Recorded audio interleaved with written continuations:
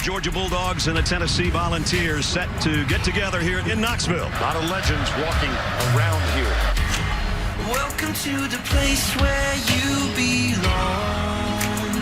This is how legends are born. Manning throws at the end zone. Touchdown! Dobbs heaves it. Caught Jawan Jennings. Did you see what he did? We just stepped on their face with a hobnail boot. Hand off to Herschel. He's running over people. He ran right through two men. Attack, attack, attack. Let them remember you as long as they live. The king makes you stronger. Nothing will. See battle like your pride. Oh, Hunter, this is how legends are born. We hunt today. You understand? We hunt today. I want to break and we always drill it. Nowhere to run and nowhere to hide for 4 quarters. Relentless effort wins out every single time. Keep coming at him. Down he goes. All right, go show him where the volunteer is. Everybody got me? Yes, sir. This is how legends are born. Here come the defending national champion Georgia Bulldogs. This is how legends are born. The power T opening up. You ready? Can't wait. It's football time in Tennessee.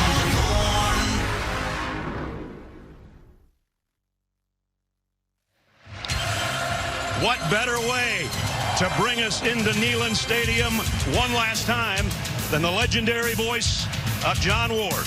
It is indeed football time in Tennessee. On a beautiful November afternoon, the Home Depot SEC on CBS brings us with 102,000 of our closest friends and our matchup. The 18th ranked Volunteers of Tennessee against the #1 team in the country, the Georgia Bulldogs.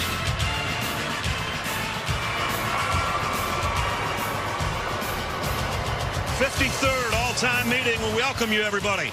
Brad Nessler with Gary Danielson. Gene Steratore in the booth with us today. Jenny Dell down on the sideline. Partner, the regular season is just 2 games from ending. For a lot of teams, it'll be the end of their season. For a lot of teams, they'll be wondering where they're going bowling. For Georgia, they're chasing history. What they've done has been nothing short of remarkable. Look at the lineup here. Alabama's done it twice at 28 straight wins. Georgia can match that if they win today. And we've been a part of a lot of those games. Sure have. It's really been something to watch. It really has. I mean, they're just incredible elite play. But today's going to be a different challenge. Remember, this is only the 3rd road game in the SEC that Tennessee has played, and this will be by far the toughest venue. And Tennessee has their own streak. 14 in a row here at home. However, the bad news is the last loss was to Georgia. That's right. Georgia's played incredible football. 10-0 for the 3rd straight year. A perfect 10 for their quarterback, too. And he needs some recognition. I think Carson Beck has been sensational as we see him warming up down on the field. A model of consistency. 5 games over 300 yards passing. Every game, 250 yards or more passing, and look how it matches up with and the guy. That was the question mark. Right. Could he replace Stetson Bennett? That's what the Georgia fans talked about all offseason. Obviously, he stepped and done it, and now he's got a familiar face. I think the pressure point of this Georgia football team, back and healthy, Brock Bowers. In college football, when you have one of those special players, he makes everything go. The running game, the passing game. He's as good at his position as anybody in college football is at theirs. That's where Tennessee has to start, stopping number 19, and then go from there. Well, we've seen Joe Milton play well. We've seen Joe Milton have subpar games. He can't have a subpar game today. No way they can beat Georgia with a subpar game from the quarterback, or any other team for that matter. We've seen some good things from Joe. He's improved as the season has gone on. He has not pitched that complete game yet. But to do that against Georgia, we know what their Georgia defense is like. And to be that way and to blow that kiss, he's going to need help from that offensive line.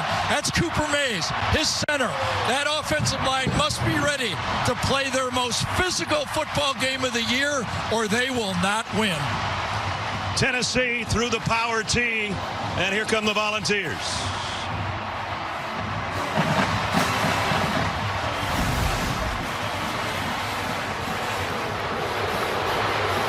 And you can tell by the boos lose, here comes the #1 team in the country.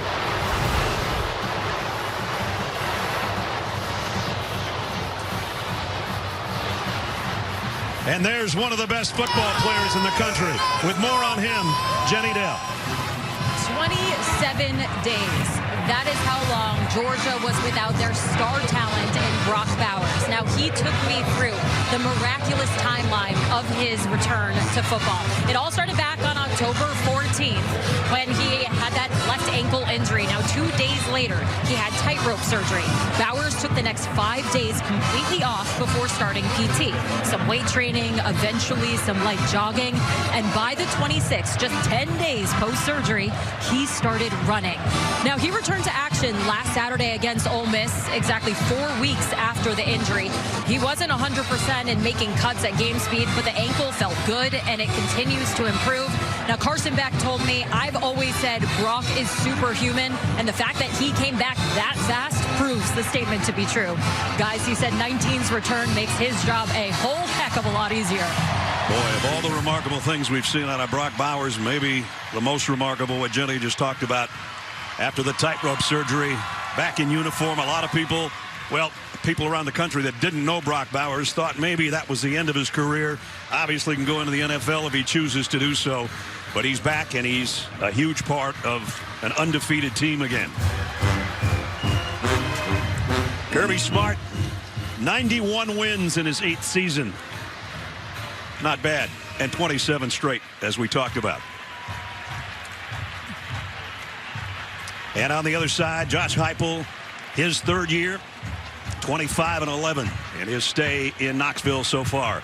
He's only lost back-to-back games twice in his head coaching career. And when we met with him Friday, you could still see the steam coming out of his ears about that game versus Missouri.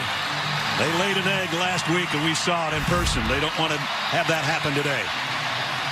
It's a Chamber of Commerce day in Knoxville. Beautiful November afternoon.